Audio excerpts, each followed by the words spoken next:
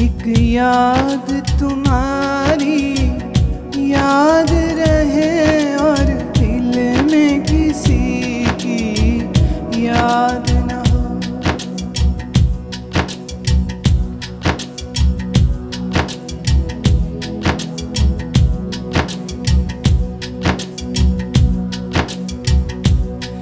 एक याद तुम्हारी याद रहे और दिल में किसी की याद न हो। एक याद तुम्हारी याद रहे और दिल में किसी की याद ना हो।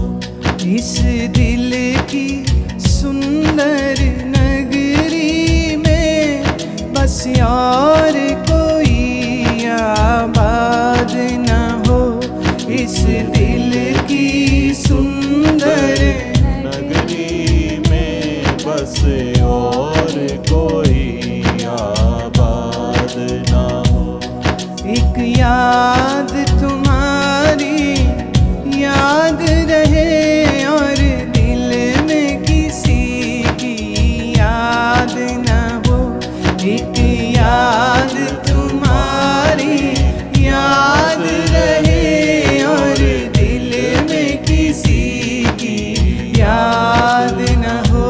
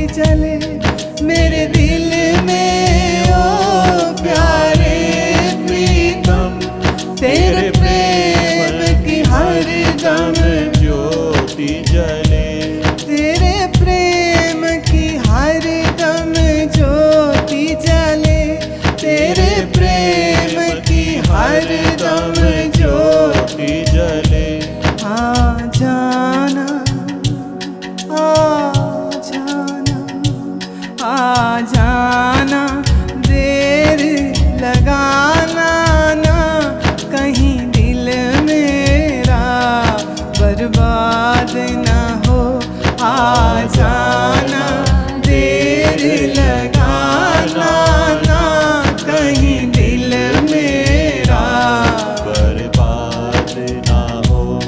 एक याद, एक याद, एक याद तुम्हारी याद रहे और दिल में किसी की याद ना हो। एक याद तुम्हारी याद रहे और दिल में किसी की याद ना हो। इस दिल की सुंदर नगरी में बस और कोई आबाद न हो।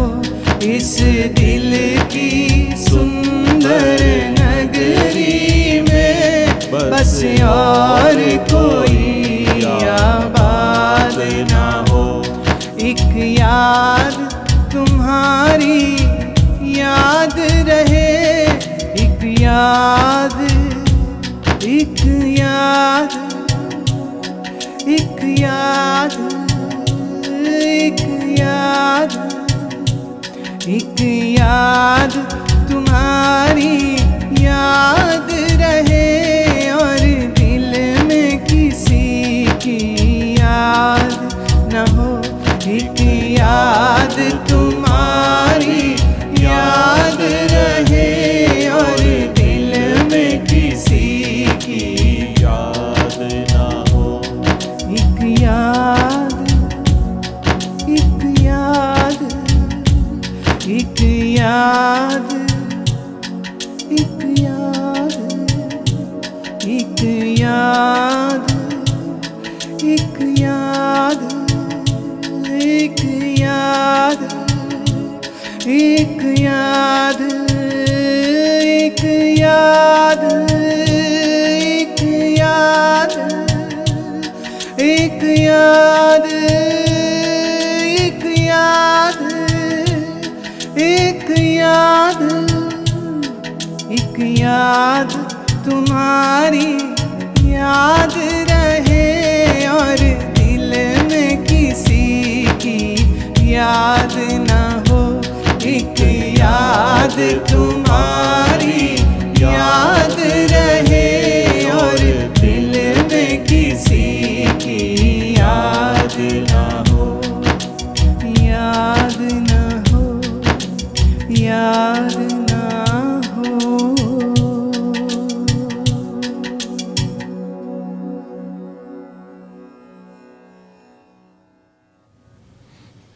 This intense longing for God is something very special.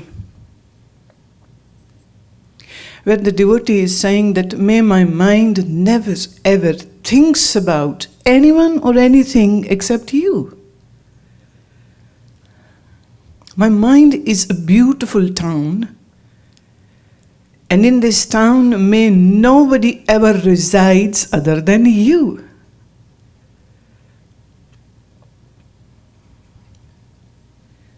May my eyes always be in longing, in yearning, in wait to see you. Over here, seeing you is lesser about God and more about the Guru. Because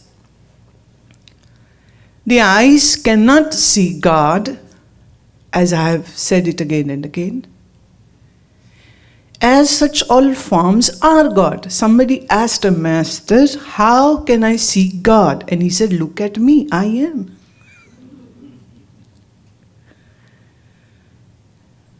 I am. And he said, are you God? Master said, do you doubt Vedas? Because Vedas says, Aham Brahmasmi. So I am.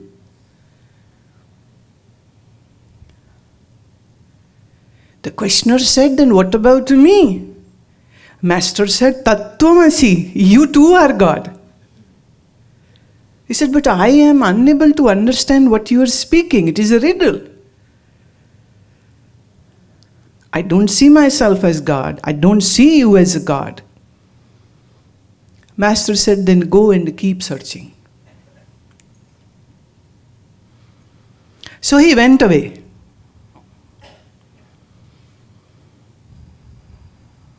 And he kept on searching. He went to forests and jungles and mountains and seas and shores. He went to many pilgrim places. Wherever somebody said that's the God's house, he went there. And wherever he went, he just found buildings. Some buildings were beautiful, laced with gold work. Some buildings were very crappy, some buildings were old. And people were very proud that my temple is the oldest one. Or my temple is the most costliest one. Or somebody was saying our temple is the greatest one because we have spent $10 billion on it. And somebody said, no glossy things. Our temple is in a cave. And our cave is very old one.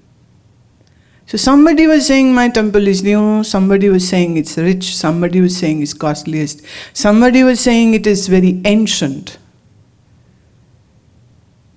And he couldn't see God anywhere. And then he turned old and weak. And the sickness crippled his body. And in his travels, he again headed back from where he had started, the Master's place. And he goes back, and Master is still sitting at the same spot. And he said, I have searched everywhere.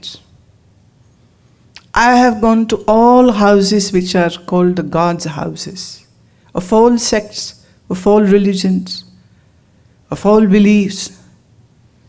I saw buildings, I never saw God. Please, I ask you, I am tired, I'm old, I may die soon, and I don't want to die without realizing. Help me. Master said, close your eyes. He closed. Master said, stabilize your mind. He said, yes. And that day his mind was stabilized. And Master said, look within. And Master said, go deep down in your mind. Peel off the layers of the mind. And then Master went quiet. And the seeker was already quiet.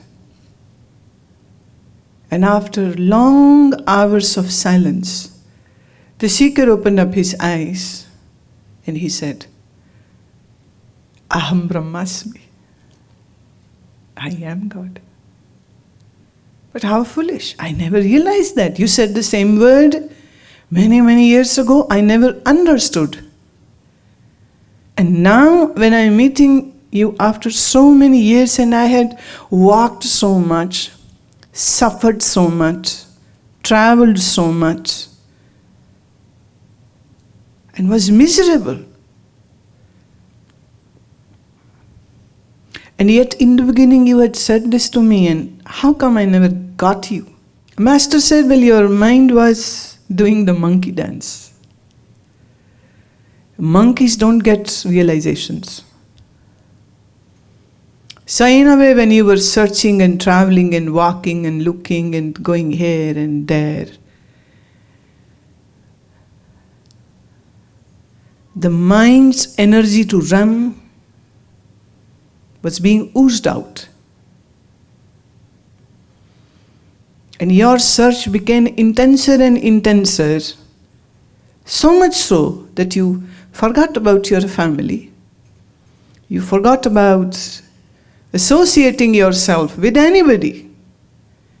The mind got detached. The mind became one-pointed, concentrated.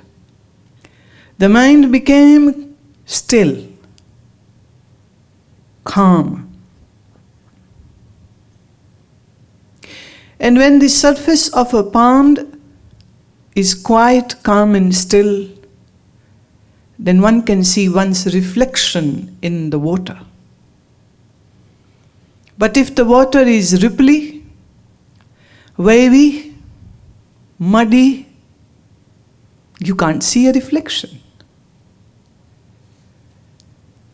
So when I said Aham Brahmasmi, or when I said Tattvamasi, you couldn't understand either of that because your mind was too disturbed, muddy, fragmented, scattered, associated with stuff, obsessive and possessive of things and people, disturbed with attachments, jealousies, greed, lust, prejudices, hatred.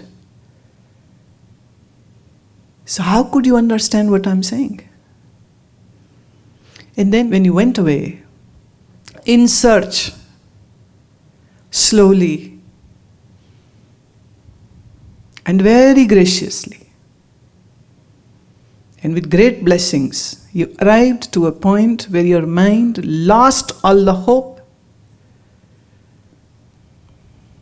Your mind was tired of thinking, searching, looking for answers. And then when you came to me, you were in exact right frame of mind which should have been on day one.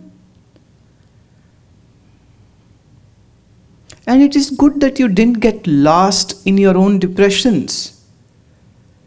That happens to people. Either they fall in the trap of greed and attachment, or they fall into the trap, or should I say the pit, the dark pit of depression. It's a very big pit. And it is actually pitless. So once you fall into it, you just fall and fall and fall. You never come out. People die in depression. They commit suicide in depression. They kill others in depression. And then one day they kill themselves. And then to be born again with all that sickness and diseases in the mind. So it was good you never fell into any trap of greed, lust, or association with stuff. And you kept on searching and you kept on searching.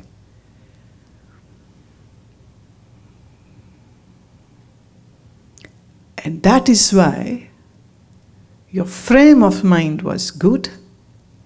Hence, what I spoke, my words got framed in your mind, and they helped you to see what you were unable to see.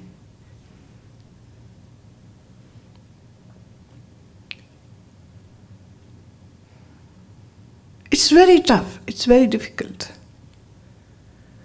not to be attached. So much so, I see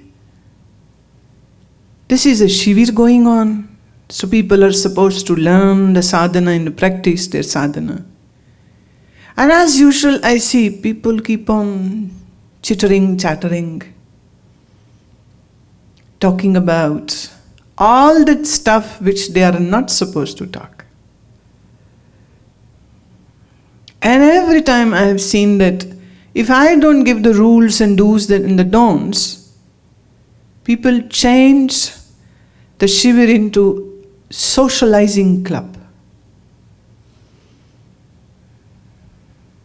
Exchanging informations about one another, family, professional, business, political liaisons, beliefs, diseases.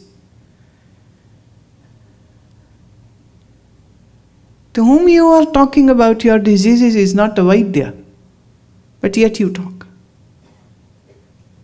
Because mind just knows how to hook up with the external world. Mind doesn't know how to unhook. So as usual, then the day comes when I finally again have to say that you have lost it. You have forgotten why you are here. Actually, Shivir means that you are here for me to be with me.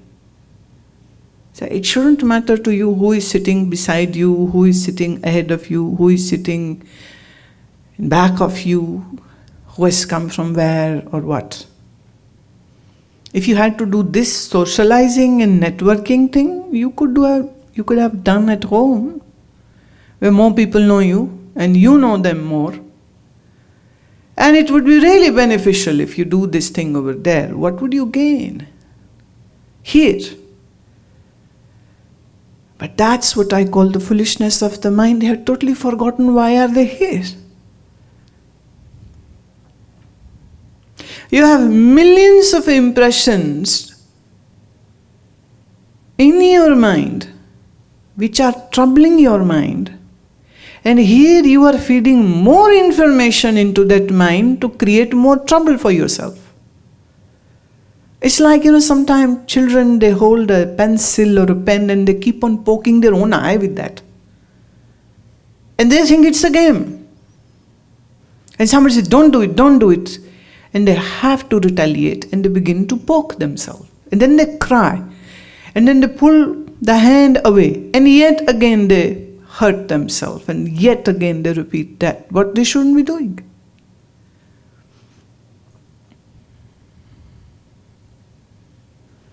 Your spiritual journey cannot begin until and unless you understand this. We were alone in mother's womb. We will be alone on the funeral pyre. And that aloneness is a fundamental truth. And howsoever you might try to create relationships, family relationships, platonic relationships, love relationships, they are all going to fall.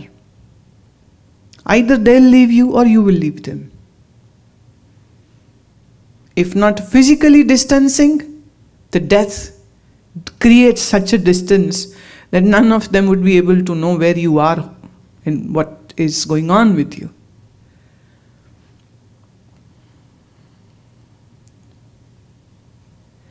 And it is definitely not a pessimistic thing what I am talking about.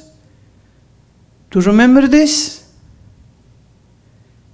Why? Why it is important? Because you create relationships and then your relationships make you suffer. See, when you are single, your troubles are single. When you are double, then your problems are. Meaning when you get married, now you have your problems and you have problems of your spouse. And then in 2-3 years, you'll be having 2-3 kids. So then the problems will get multiplied. Yes, they will bring laughters, but they will bring sorrows also. Nothing comes alone. Those who will make you happy will make you sad also. Those who will love you will hate you also. Those who will have friendship with you will fight with you. It's like having the two-faced coin. You can't say, I just need the head and not the tail.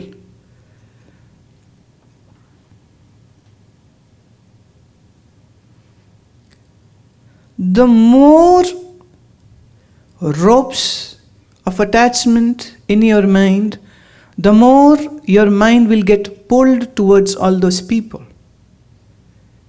If they are happy, you will be happy with them. If they are sad, you will be sad with them. If they are sorrowful, then you will be sorrowful. I was just reading one story of Kabir. When Kabir was a child, one day his mom, not the biological mom, Nima, she was telling a story to baby Kabir. Kabir might be 6-7 years old at that time, and Nima said this story because Kabir was insisting, I need to listen to a story. And what a good fortunate times, no TV, no digital boxes, no video games. Now a 1-year-old is busy in an iPad or a mobile phone. And unfortunately, the parents don't understand that the electromagnetic waves coming from these screens will hamper the growth of child's brain.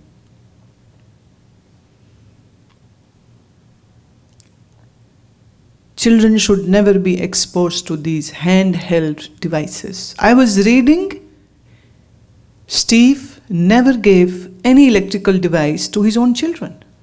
He could have given them 100 phones each and 1,000 iPads for each of his child, but he never gave them even one. He was a smart fellow. I see these small children, a year-old, a 2-year-old. Parents, in order to save themselves from parenting, make their children busy by giving them some device. So they are playing a game or watching pictures or watching a cartoon. They are very happy, sure. They are very enjoying their games. But unknowingly, the parents are damaging the body system, the brain system of their child.